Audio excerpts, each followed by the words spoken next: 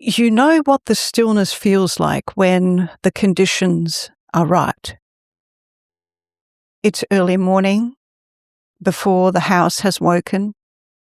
There's the particular quality of quiet that belongs to the hour before dawn.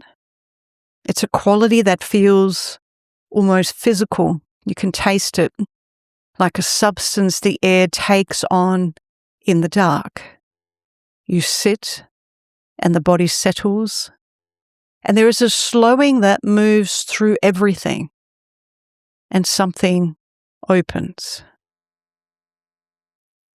Or in nature, a walk that has gone long enough that the thinking mind has exhausted itself and fallen quiet, and you're simply moving through light and air.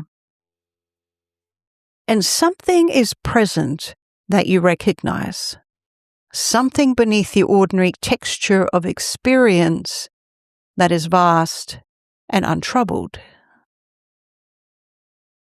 Or in practice, hours of sitting, the energetics clearing, the nervous system releasing its vigilance, and the quality of consciousness becoming luminous and still in a way that feels like coming home. You've had this, possibly many times, and then the conditions change.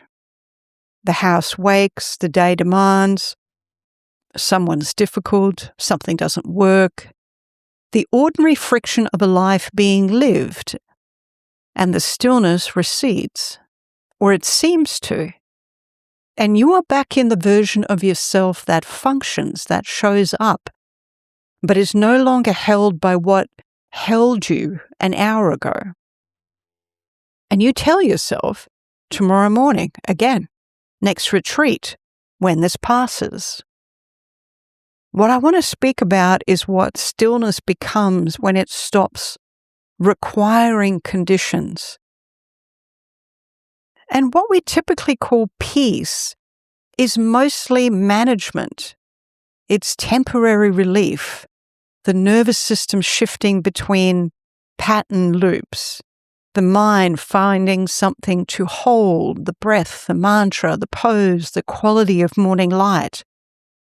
And beneath this apparent stillness, a structure still moves quietly, shaping how your experience is held. It's maintaining the subtle boundary between self and world, and is organizing reality around protection. This is not a small thing. It can feel profound. It can produce genuine states of quiet. And it is structurally different from what becomes available when the holding itself releases. There is a stillness that is a state, and there is stillness that is a ground. And they feel similar in moments when conditions are favorable, which is why it is easy to mistake one for the other.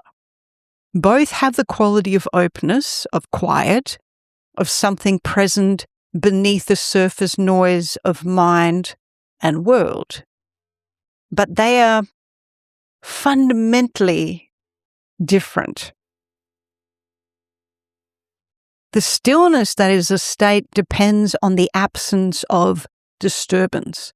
When the disturbance arrives, and it will, because life is a place where disturbances arrive, the state is disrupted.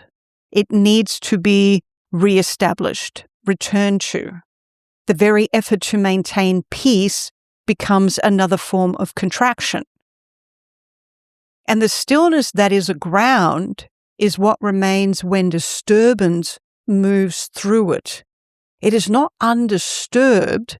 It is simply not disturbed by being disturbed. This is a distinction the mind finds genuinely difficult to hold, because the mind's experience of stillness is always the state version, the produced quality, the achieved quiet. The mind cannot know the ground version. It can read about it, it can conceptualize it, but it cannot know it by looking, because the ground is where the mind arises within. You can only discover it by being it. And so how does this become available? The ground version of stillness is not cultivated. It is uncovered. You can do practices, you can do sitting, you can do inquiry, you can do breathing. They're all genuinely valuable. It can bring real opening.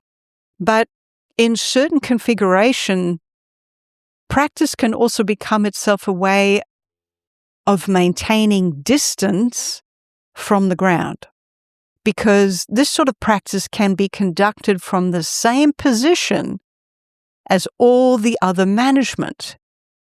So it's as something you do in order to produce a result, in which case the stillness produced is always the state version, always the achieved version, always dependent on the doing. Even the subtlest self-reference creates distortion. Even the faintest echo of, I am doing this right, generates interference. The body and the whole system knows when you are still trying. Tissues will automatically tighten, and the breath changes, shortens by fractions. Awareness contracts around the effort to remain open, and in that effort closes to what is. And the ground version has a very different flavor. It is discovered rather than produced, and the discovery often happens in moments that practice did not directly create. It's moments when the doing fell away for reasons outside of the work, when something in the structure finally released, not because you worked for the release, but because it had simply held long enough and the holding was over. And what was always beneath the holding was always there.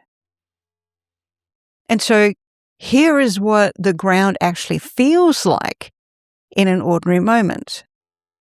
Imagine you're in traffic, and genuinely inconvenient traffic, the kind that has consequences, that is making you late for something that matters, and the stillness is present.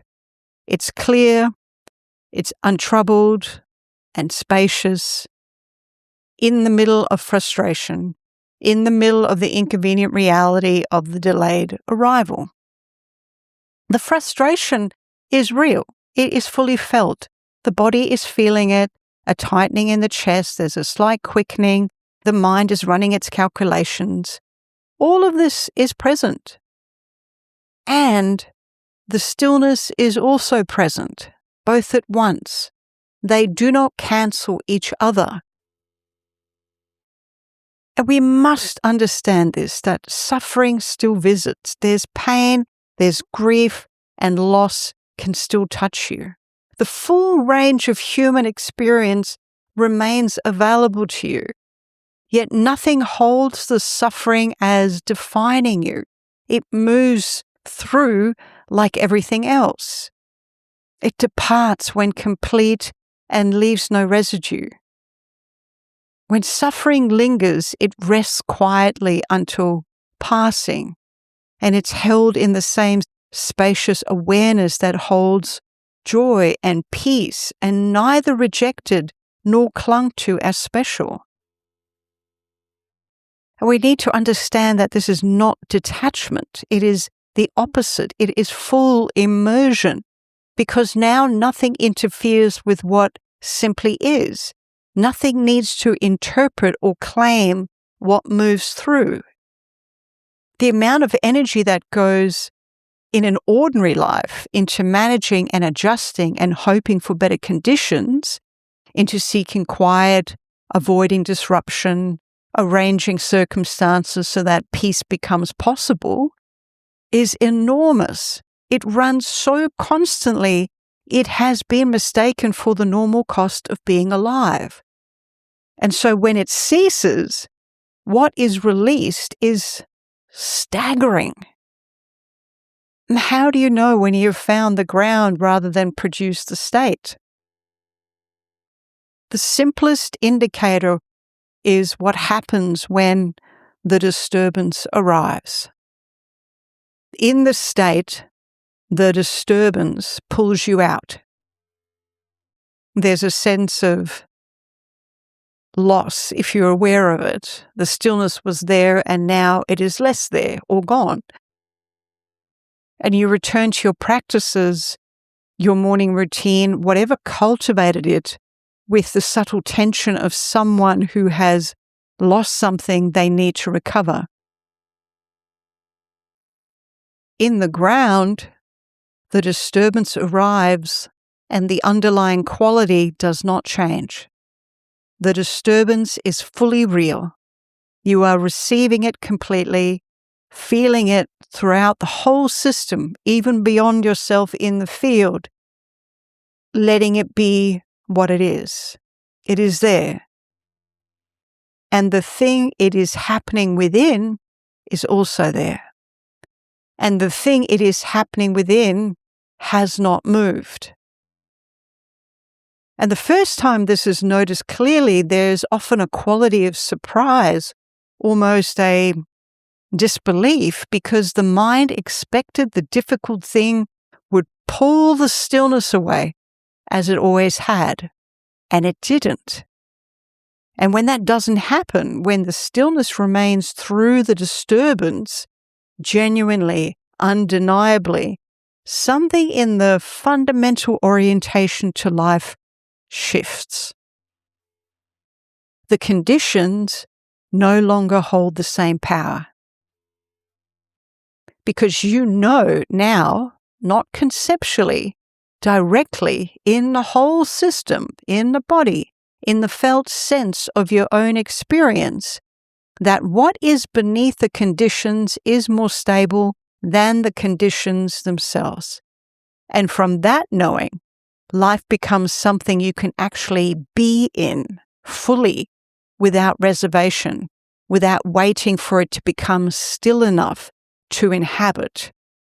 It was always still enough. It was always the ground. It only needed the holding to release enough for you to fall through into what was always there.